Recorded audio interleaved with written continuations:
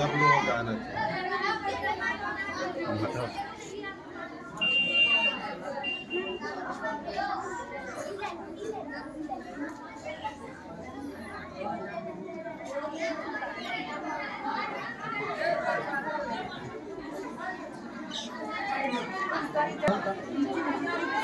अलग से दिमाग नहीं लगाइएगा तो सब खराब हो जाएगा।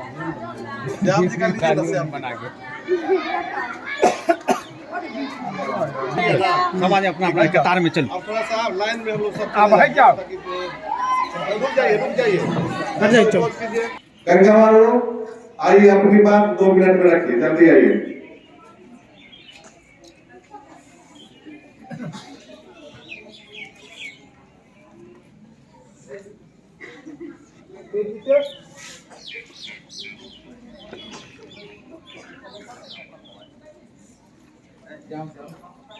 आगे के लिए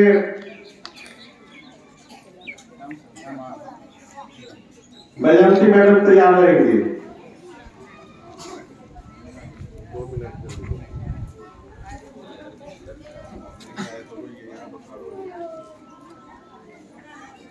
धन्यवाद सर।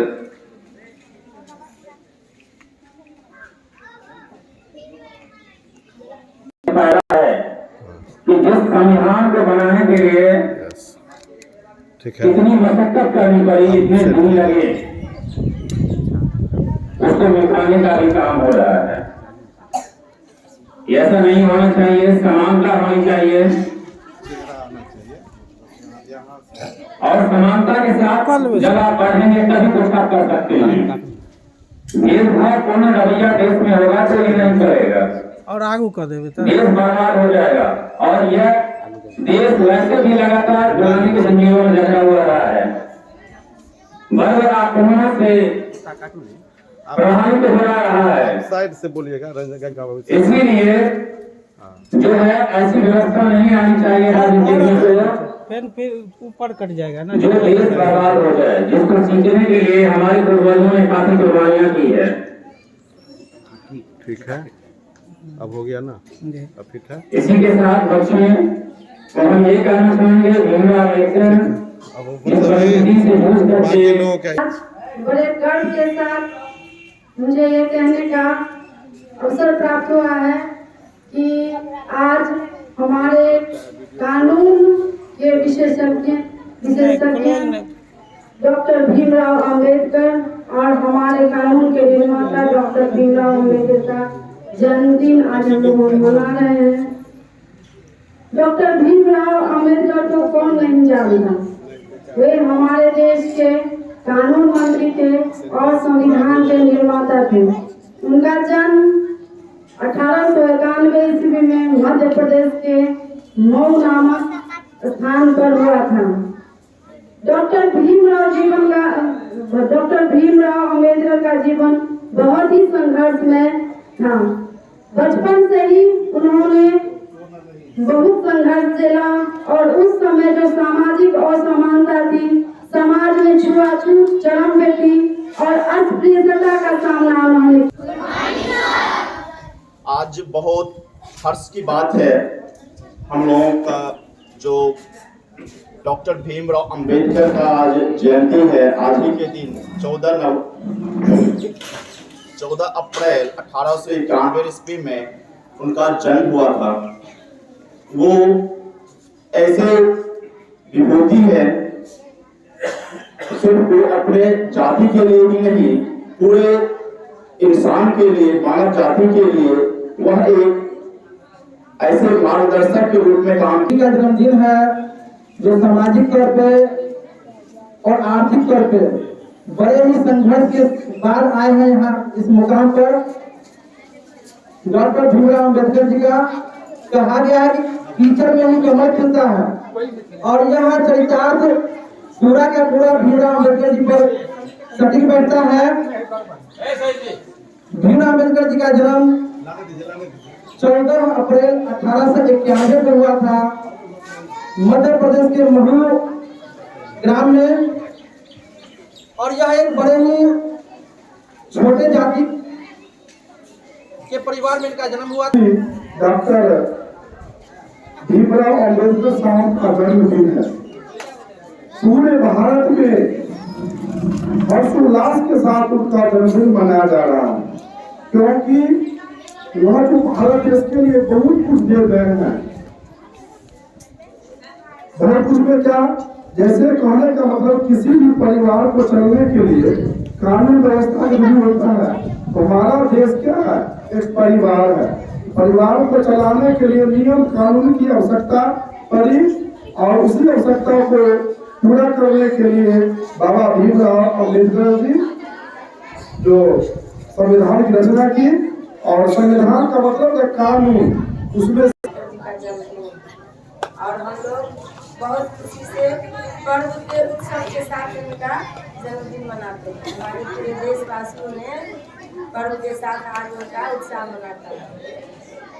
और सबसे बड़ी खुशी की बात है जो आज जो भी अपनापन और भाईचारा एक साथ बैठते उठते हैं, सभी उन्हीं का देन है। नहीं तो हम लोग में बहुत विवाद हो जाता, बहुत अंतर होता, और न हम लोग एक समाज बनते और न एक। अम्बेडकर जी की जयंती की बहुत बहुत शुभकामनाएं आप सभी को।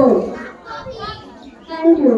आज के दिन हमारे संविधान के रचयिता डॉक्टर भीमराव अम्बेडकर जी का जन्म हुआ था 14 अप्रैल 1891 ईस्वी को। उनके बचपन का नाम भीमा था और इसी को बदल करके डॉक्टर भीमराव अम्बेडकर रखा गया। उनके माता जी का नाम भीमाबाई था और उनके पिताजी का नाम रामजी मालोजी सकपाल था। वे मध्य प्रदेश में उनका जन्म हुआ था और वो बचपन से ही बहुत संघर्ष किए। उस समय जब वो स्कूल जाते थे तो उसी सबकी आप सबको बधाई देते हैं। और उसी के लिए हम सब आज एकत्रित हुए हैं।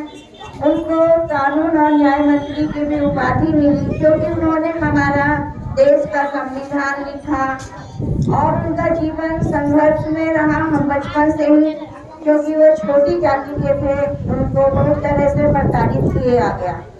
उसके बावजूद भी उन्होंने अपनी शिक्षा, अपना लगन नहीं छोड़ा और देश के लिए उन्होंने अंत तक अपना समय दिया।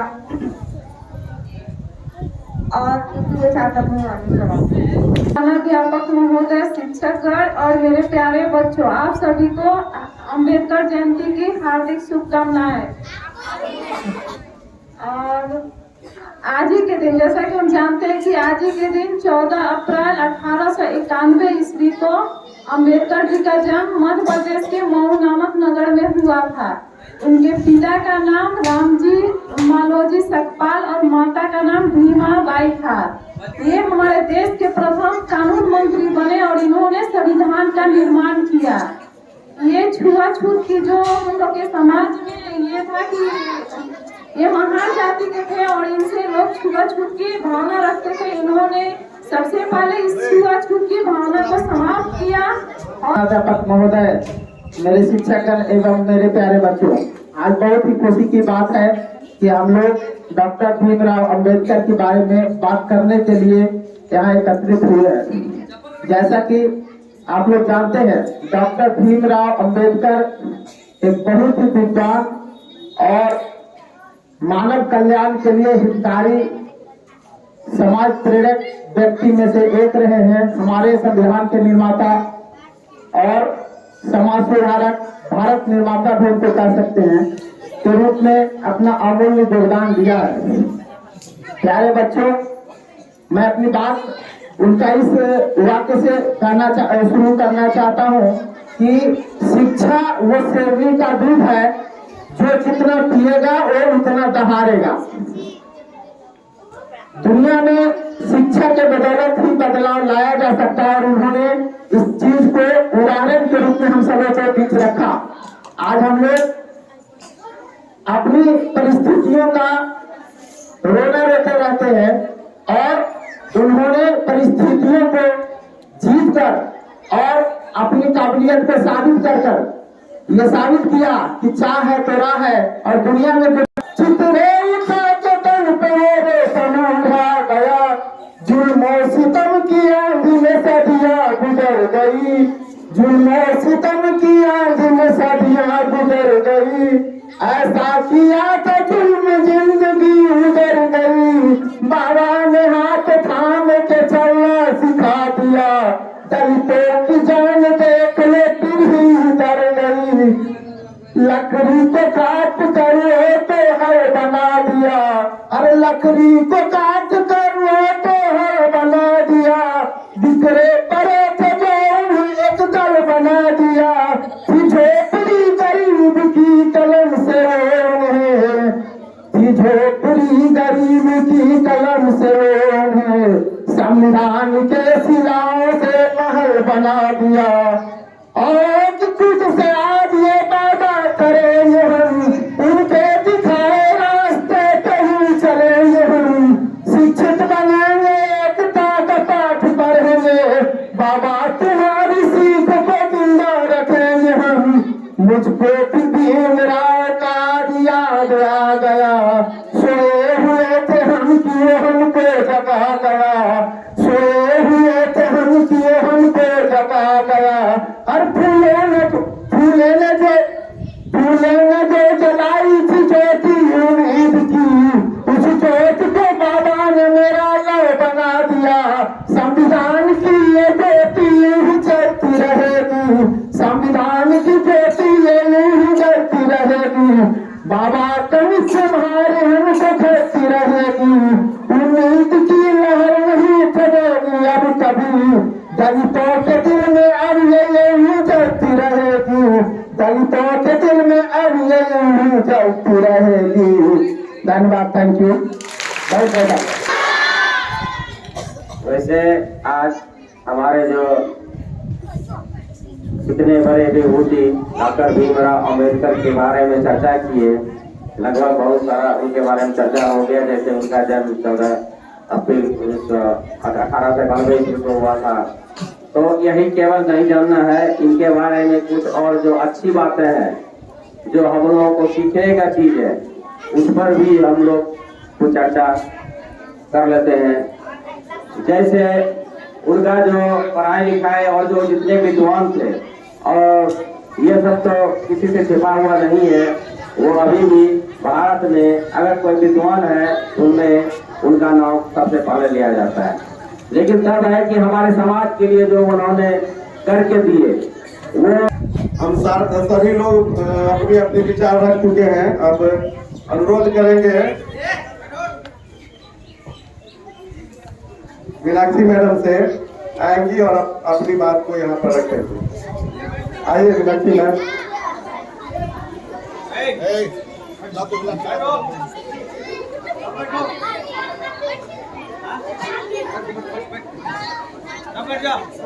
गुड मॉर्निंग बच्चों। सबसे पहले आप सभी को अम्बेडकर जयंती की बहुत बहुत शुभकामनाएं। इतिहास साक्षी है कि जब जब मानवता शर्मसार हुई तो ईश्वर ने इस धरती पर अपने ही देवदूत को महापुरुष के रूप में अवतरित किया।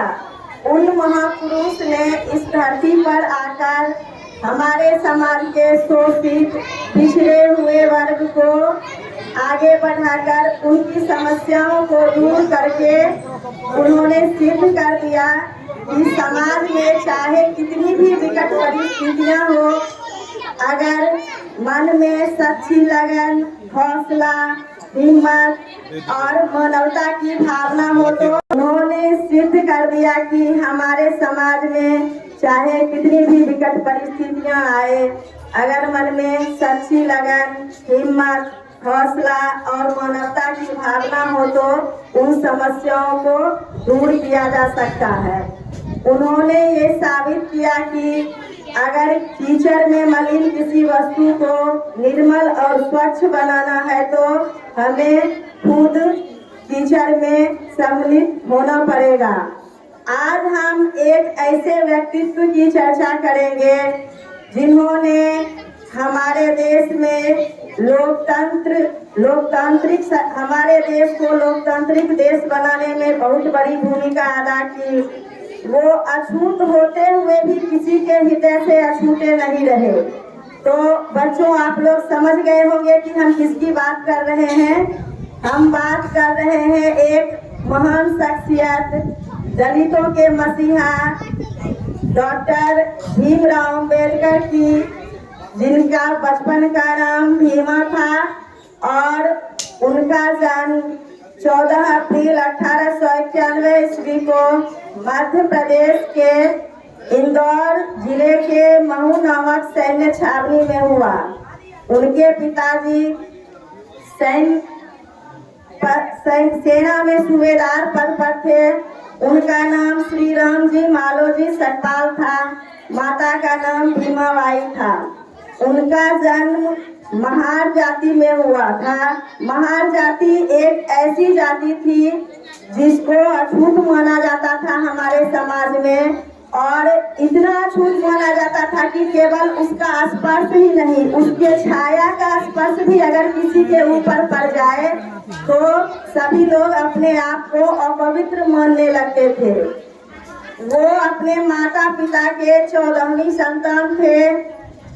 उनके पिता की आर्थिक स्थिति उतनी अच्छी नहीं थी, जिसके कारण 14 भाई बहन में 3 भाई और 2 बहन ही बाद में जीवित बचे।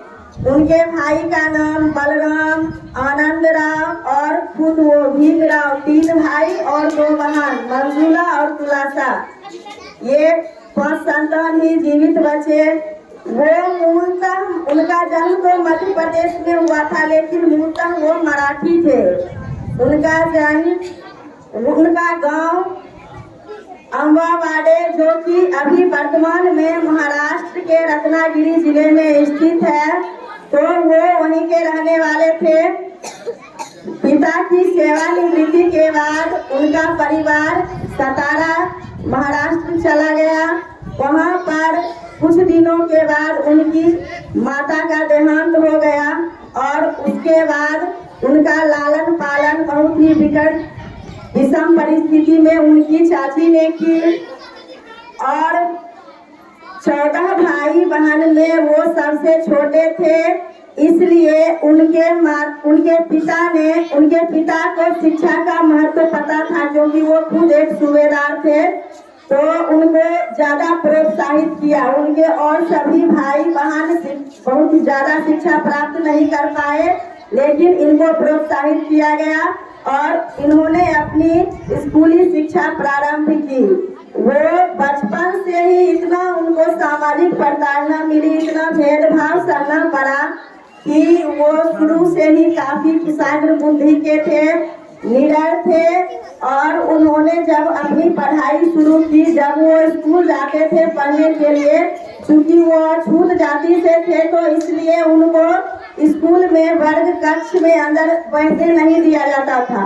उनको कमरे से बाहर किनारे में बैठाया जाता था और टीचर के द्वारा भी बहुत ज्यादा ध्यान नहीं दिया जाता था। उनको जब प्यास लगती थी तो किसी भी उच्च जाति के व्यक्ति के द्वारा या फिर खास करके अधिकांशतः चपरासी के द्वारा उन्हें पानी पिलाया जाता था, वो भी ऊपर से डाल के। अगर उस पानी का पात्र उनके शरीर में स्पर्श हो जाता तो वो माना जाता कि अपवित्र हो गया है, इसलिए ऊपर से पानी डालकर उनको पिलाया जाता था। और जिस दिन अगर चपरासी नहीं आता था स्कूल, तो पूरे दिन उनको प्यासे रहना पड़ता था। वो छोटा सा नन्हा सा बालक पूरे दिन प्यासे रहकर अपनी पढ़ाई पूरी करते थे। बाद में उन्होंने इस बात को प्रकाशित किया था कि चपरासी नहीं तो पानी नहीं, ऐसा करके उन्होंने बाद में प्रकाशित किया था। फिर आगे चल के उन्होंने 1907 ईस्वी में अपनी मैट्रिक की पढ़ाई पूरी की और उस समय वो प्रथम श्रेणी से पास किए और सभी के प्रेरणा स्रोत बने। खास करके अछूत जाति के लोगों के लिए ये एक बहुत बड़ी बात थी, बहुत बड़े सम्मान की बात थी कि उनके जाति का कोई बच्चा जो है वो आगे पढ़ाई कर रहा है और इसलिए उनके सम्मान समारोह में उनको बुलाया गया, उनको सम्मानित करने के लिए। और वहीं पर उनके गुरु अम्बेडकर जी, उनका टाइटल था अम्बेडकर, उन्होंने एक पुस्तक दिया, बौद्ध धर्म पर आधारित वो पुस्तक था। इसका उनके जीवन पर काफी प्रभाव पड़ा। उनके जीवन पर 3 गुरु का खास करके ये 3 गुरु से वो बहुत ज्यादा प्रभावित हुए। उनमें गौतम बुद्ध, कबीर और ज्योतिराव फुले था। इनके विचार से वो काफी प्रभावित हुए। मैट्रिक की पढ़ाई पूरी करने के बाद उन्होंने मुंबई के एलिफेंस्टन कॉलेज से उन्होंने ग्रेजुएशन की पढ़ाई पूरी की 1912 ईस्वी में। फिर वो आगे चल के विदेश में उच्च शिक्षा प्राप्त करने के लिए गए। उनके पास संसाधन की कमी थी। बड़ौदा शासक के द्वारा छात्रवृत्ति प्रदान किया गया, उसी के बदौलत वो कोलंबिया, अमेरिका के कोलंबिया यूनिवर्सिटी में आगे की पढ़ाई करने के लिए गए और वहां उन्होंने 1915 ईस्वी में MA की डिग्री हासिल की। फिर आगे चलकर उन्होंने बहुत सारी डिग्रियां हासिल की। इतनी सारी डिग्रियां हासिल की, 64 विषय के वो मास्टर थे, यानी 64 विषय में उनको मास्टर की डिग्री हासिल हुई और 32 डिग्रियां उनके पास थी। 64 विषय के मास्टर थे और 9 भाषा के ज्ञाता थे। प्रकांड विद्वान थे वो उस समय के।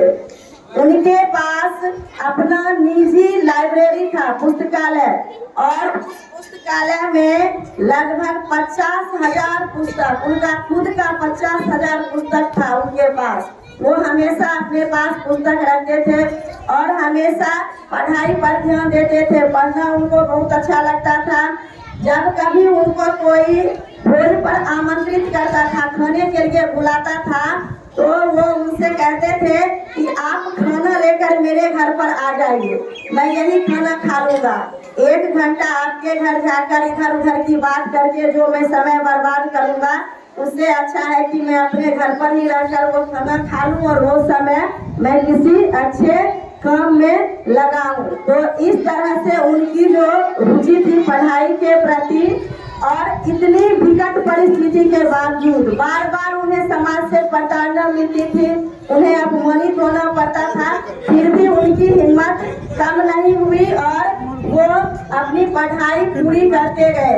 वो संस्कृत भाषा से भी पढ़ना चाहते थे, लेकिन उस समय जो हमारा समाज था वो अछूत जाति को संस्कृत पढ़ने नहीं देता था।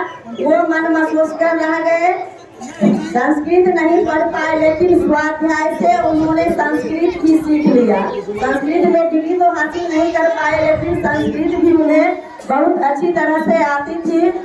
और फिर संसाधन की कमी के कारण वो अपनी पढ़ाई वहाँ, जब वो लंदन इकोनॉमिक्स स्कूल में वो पढ़ाई कर रहे थे, तो उनको वापस आना पड़ा भारत। और वापस आने के बाद उन्हें शर्त के मुताबिक, चूंकि बड़ौदा राजवंश ने उन्हें छात्रवृत्ति देकर पढ़ने के लिए भेजा था, तो वापस आकर उनके यहाँ काम करना पड़ा।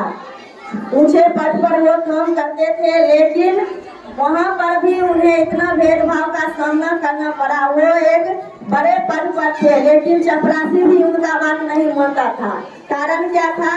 वो अछूत जाति के थे, इसलिए अगर वो इस चपरासी से फाइल मंगवाते थे तो वो फाइल फेंक कर देता था, उनके ऊपर फेंक देता था, हाथ से सीधे नहीं देता था। इतना ज्यादा ये हमारे समाज में अछूतों को लेकर इतना ज्यादा भेदभाव था कि इतने बड़े पदाधिकारी को वो हाथ से, चपरासी एक छोटा सा पद, वो हाथ से फाइल नहीं देता था।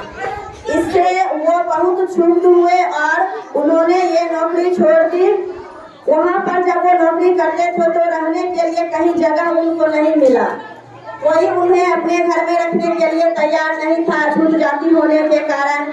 एक होटल में किराए पर कमरा लेकर वो रहने लगे, लेकिन वहाँ भी जब पता चला तो उन्हें निकाल दिया गया। फिर उन्होंने इस पद को त्याग दिया और फिर आगे वो खुद से पैसा जमा करके फिर वो गए अपनी अधूरी पढ़ाई पूरी करने के लिए। फिर से जब वो वापस आए तो उस समय भारतीय अंग्रेजों के द्वारा, चूंकि उस समय हमारा देश गुलाम था, तो भारतीय सरकार अधिनियम 1919 बन रहा था, तो उसमें उनको आमंत्रित किया गया। चूंकि थे अछूत जाति के लेकिन प्रखंड विद्वान थे, तो सभी जो है उनका सम्मान करता था, उन्हें बुलाया गया, उसमें आमंत्रित किया गया। तो उसमें उन्होंने अपनी बात रखी, अछूतों के लिए पृथक निर्वाचिका की मांग की, इस बात को जोरदार तरीके से रखा। लेकिन गांधी जी को ये बात पसंद नहीं आई, वो नहीं चाहते थे कि ऐसा हो, इसलिए गांधी जी के साथ उनका हमेशा बहस होते रहता था, दोनों का विचार जो है कभी मेल नहीं खाता था। 1920 ईस्वी में उन्होंने मूक नायक नामक एक साप्ताहिक पत्रिका शुरू की। 1927 ईस्वी में उन्होंने बहिष्कृत भारत नामक एक मासिक पत्रिका शुरू की। इसके अलावा वो इतने बड़े विद्वान थे कि बहुत सारे पुस्तक का रचना की, बहुत सारे पुस्तकों को उसने लिखा, जिसमें से मुख्य पुस्तक है who were Shudras, thoughts on Pakistan, Buddha and his Dhamma, problem of rupees. ये सब उनकी मुख्य रचना थी, जिसमें उन्होंने उस समय जो समस्याएं थी उसको रखने का प्रयास किया। वो जब अपनी पढ़ाई पूरी कर ली तो उन्होंने अपना सारा समय दलितों के उत्थान के लिए झोंक दिया। वो हमेशा अक्सर जब भाषण देते थे तो वो कहते थे कि अगर हमें कभी भारत देश और मेरा निजी हित, अपना देश और मेरा निजी हित का टकराव होगा तो मैं देश को प्राथमिकता दूंगा, लेकिन अगर कभी दलितों के हित और देश का टकराव होगा तो मैं दलित का साथ दूंगा। यानी कि वो हमेशा दलित के साथ खड़े रहे, दलित की मसीहा के रूप में हमेशा उनके साथ खड़े रहे, उनके लिए सत्याग्रह किया। जहाँ उन्हें दलितों को सार्वजनिक तालाब में पानी पीने नहीं दिया जाता था, तो उन्होंने संघर्ष करके, सत्याग्रह करके पानी पीने के लिए खुलवाया सभी दलितों को। इसके अलावा उस समय दलितों को मंदिर में प्रवेश करने नहीं दिया जाता था, तो इसके लिए भी उन्होंने संघर्ष किया। उन्होंने अपना पूरा जीवन दलितों के उत्थान के लिए, महिलाओं के उत्थान के लिए, श्रमिकों के उत्थान के लिए लगा दिया।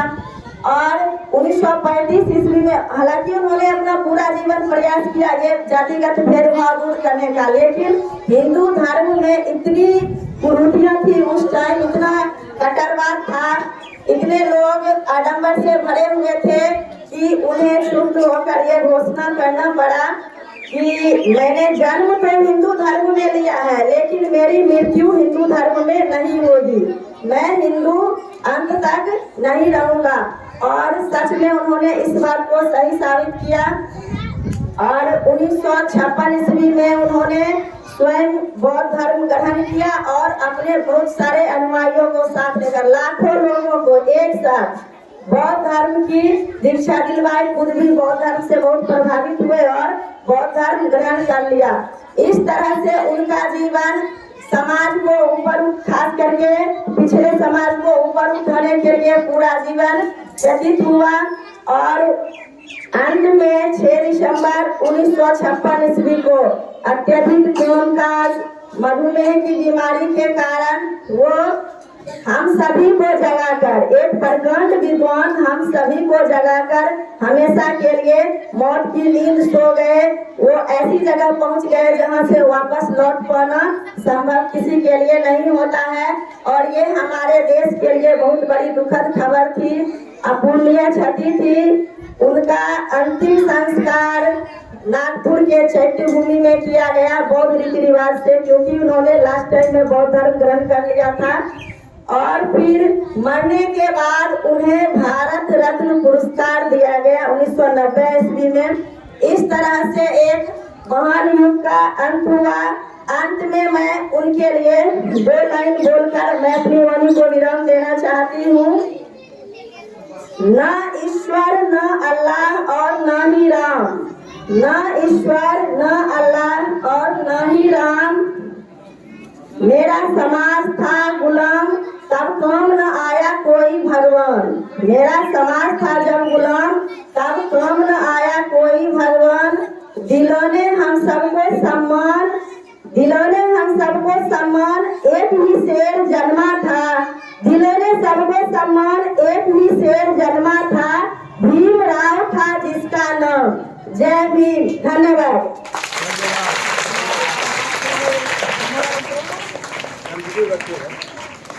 जी बहुत बहुत धन्यवाद। बहुत बहुत धन्यवाद मैडम, आप बहुत विस्तार से बच्चों को बताए हैं। हम लोगों ने बहुत सारी बात सीखी। कितने महान व्यक्ति थे, पूरी जिंदगी पढ़ाई में लगाए, पूरी जिंदगी पढ़ाई में लगाए। जब हम लोग कहीं बाजार में जाते हैं तो क्या खरीद के लाते हैं? कुछ बच्चों के लिए खिलौना लाते हैं, कुछ कहीं से सब्जी खरीद के लाते हैं। जब वो बाजार जाते थे तो 2-4 पुस्तक जरूर खरीद के लाते थे। और बाजार जब वो जाते थे तो किसी काम से नहीं, पुस्तकों का जो दुकान होता था उसका वो चक्कर लगाते रहते थे कि कहाँ मुझे अच्छी पुस्तक मिल जाए और मैं उसको खरीद के लाऊं। इस तरह के वो महान व्यक्ति थे। और सभी लोगों ने बताया कि 15-16 घंटा प्रत्येक दिन अध्ययन करते थे। प्रत्येक दिन कितने घंटा? 15-16 घंटा प्रत्येक दिन अध्ययन करते थे। उनका खाना उनके बगल में रख दिया जाता था और उनको पता नहीं चलता था कि कब हमें सोना है। वो मात्र 2-3 घंटा सोते थे और उठ करके फिर एक्सरसाइज करते थे। फिर क्या करते थे? एक्सरसाइज करते थे। और सुनो, एक बार की बात है, जब वो पढ़ते पढ़ते सुबह कर दिए, इतना पढ़ने में व्यस्त हो गए तो एक आदमी उठा आया उनके घर से, कहा कि आप खाना अभी तक नहीं खाए। उनके पैर को ऐसे ऐसे करके छुआ, जबकि वो पढ़ने में मशगूल थे। तो उनको क्या लगा कि मेरा कुत्ता हमको आकर के जगा रहा है। वो कुत्ता के बहुत प्रेमी थे, कुत्ता बहुत बढ़िया से पालते थे, उनको बहुत प्रेम करते थे। तो उनको ऐसा लगा कि हमारा कुत्ता जो है हमको जगाने के लिए आया है। तो ऐसे वो महान व्यक्ति थे। और बताए कि उनके लाइब्रेरी में 35,000 से लेकर 50,000 तक का किताब था। सिर्फ वो किताब जिसको वो पढ़े थे और पढ़ते थे, नियमित रूप से पढ़ते थे। तो हम लोग बहुत सारी बात को सीख गए हैं। अब अंत में हम रिक्वेस्ट करेंगे प्रिया मैडम से, आइए मैडम, और अपनी बात को संक्षिप्त में रखिए और इसके बाद हम लोग कार्यक्रम को खत्म करेंगे। आइए मैडम प्लीज।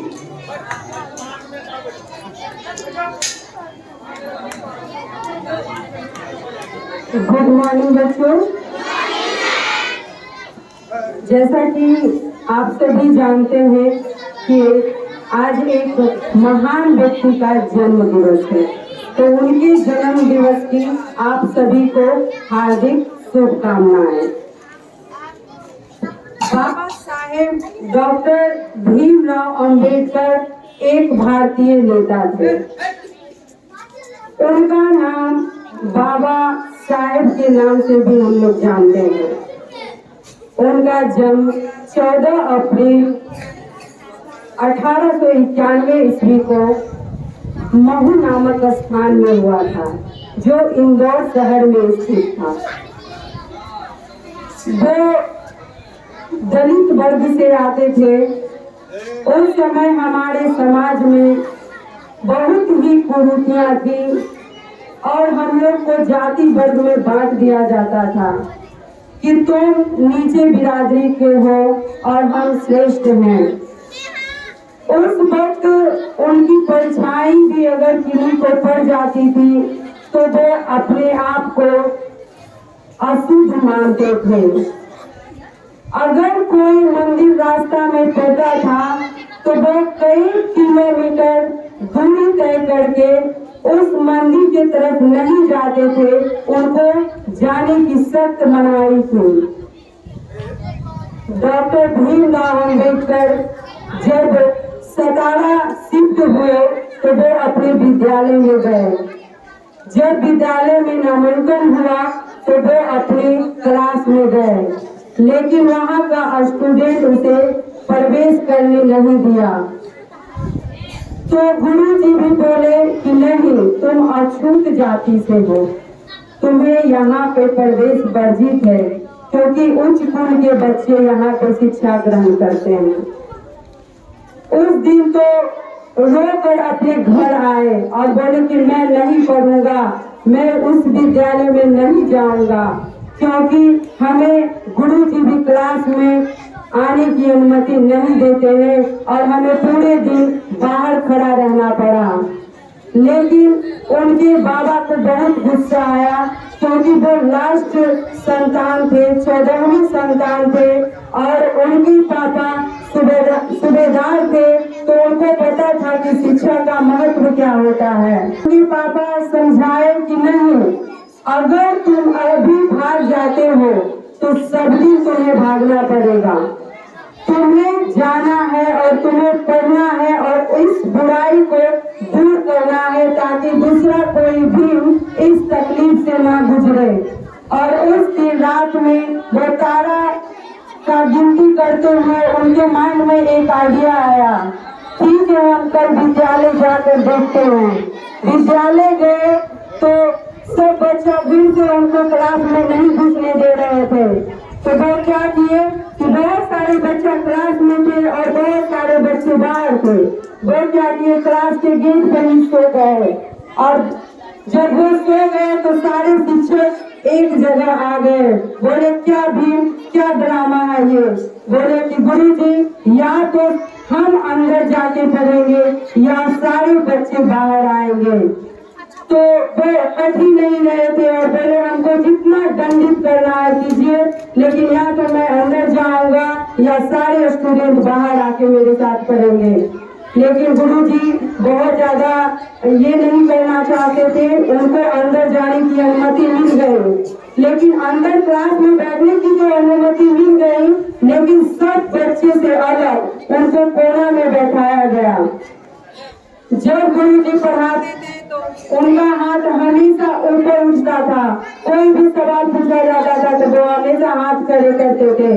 तो उनको गुरुजी ने पूछा कि जब तुम सब कुछ जानता है तो तुम क्यों आता है? तो बोले कि जो मैं जानता हूँ वो मैं आपको बताता हूँ, और जो मैं नहीं जानता हूँ वो मैं सीखता हूँ। फिर वैसे ही उनकी पढ़ाई हुई। वे बहुत ही पढ़ाई में तेज थे, लेकिन उच्च वर्ग के लोग को ये सब शोभा नहीं दिया और वो स्कूल में आ गए और तमाशा करने लगे। तो भीम ने एक शर्त रखी कि अगर हम जिस क्लास में हैं, अगर उस क्लास से आप कोई भी सब्जेक्ट का 5 क्वेश्चन पूछे, अगर हम उसका जवाब सही सही दे देते हैं तो हमें इस विद्यालय में पढ़ने की अनुमति होनी चाहिए। तो उनसे संस्कृत की क्वेश्चन पूछा गया, जबकि संस्कृत उनको पढ़ने की अनुमति न थी, लेकिन वो सुनकर बहुत कुछ सीख गए थे। उनसे 5 नहीं 15 क्वेश्चन पूछा गया, लेकिन एक का भी गलत आंसर नहीं था, वो सारा आंसर सही दिए। फिर से उनको विद्यालय में पढ़ने से कोई रोक टोक नहीं करने लगा। प्यास जब लगती थी तो उन्हें ऊपर से नीचे घुटने के बाद उनको नीचे बैठने के लिए बोला जाता था, और दोनों हाथ को अपने मुंह पे लगा के कोई ऊपर से पानी देता था, तब वो पीते थे। जिस दिन वो चपरासी नहीं आते थे उस दिन पूरे दिन वो प्यासे रहते थे। डॉक्टर भीमराव अंबेडकर एक राज्य नेता थे, अर्थशास्त्री थे, विद्वान थे और समाज सुधारक थे। वो दलितों के लिए बहुत ही लोकप्रिय नेता थे। वो लोकसभा के 2 बार चुनाव लड़े और स्वतंत्र भारत के वो कानून मंत्री भी थे। डॉक्टर भीमराव अंबेडकर एक ऐसे व्यक्ति थे जिन्होंने ऑफिस में जो काम करने की अवधि होती है वो 8 घंटे निर्धारित किए। उन्होंने 32 डिग्री डिग्रियां हासिल की, 32 डिग्रियां हासिल की, जो वो सबसे 3 सब्जेक्ट में वो PhD भी हासिल की और वो भारत के प्रथम व्यक्ति थे जो कि PhD किए थे। उसके बाद जब वो उनके पिता की जब मृत्यु हो गई 1913 में, तो जो सकपाल राव जी के पास जो थे वो अपना क्या किए कि वो जॉब छोड़ दिए, इस्तीफा दे दिए। उसके बाद वो डिग्री लेने के लिए विदेश चले गए। वो 9 भाषाओं के ज्ञाता थे। उसके बाद क्या हुआ कि हिंदू धर्म में वो पैदा हुए थे, लेकिन उनको गुस्सा आया ये छुआछूत और भेदभाव को देखते हुए। उसने कहा कि मैं हिंदू तो पैदा हुआ हूँ पर मरूंगा नहीं, और उसने बौद्ध धर्म अपनाया। बौद्ध धर्म अपनाने से पहले उसने 22 वचन लिए, 22 वचन लिए, और उसके बाद वो 22 वचन में बहुत सारे वचन लिए, जिसमें कुछ वैसा वचन लिए जो कि हम लोग को प्रेरित करता है कि मैं झूठ नहीं बोलूंगा, मैं शराब नहीं पीऊंगा, मैं किसी महिला को सम्मान पूर्वक देखूंगा। और वो बहुत ही महान लोक नायक थे, उनके बारे में जितना भी कहे बहुत ही कम है। डॉक्टर भीमराव अंबेडकर का मृत्यु 6 दिसंबर 1956 को हो गई।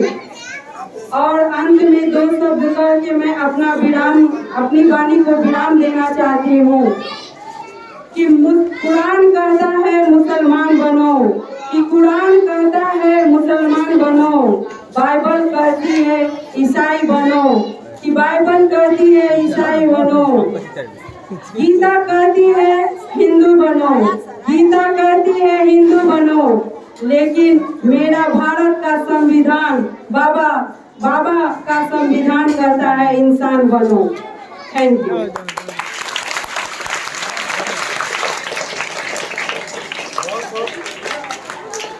बहुत बहुत धन्यवाद मैडम, विस्तार से आप अपनी बात को रखे हैं।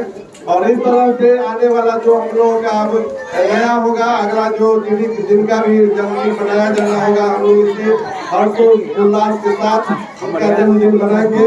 और उनके जन्मदिन पर आप सभी बच्चों को, हमारे विद्यालय के जितने भी शिक्षक हैं उन सभी को उनके जन्मदिन पर बहुत बहुत बधाई, शुभकामना। धन्यवाद।